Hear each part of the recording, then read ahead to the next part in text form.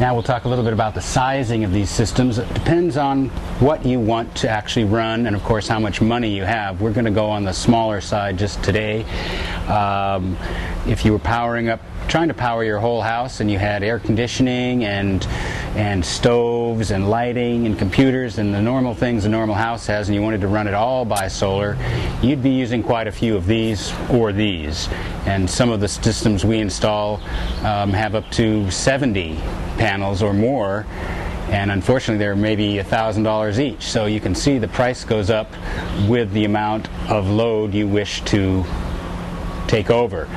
In our system here, my plan is to take my home office off the grid and just power up some laptops and entertainment equipment.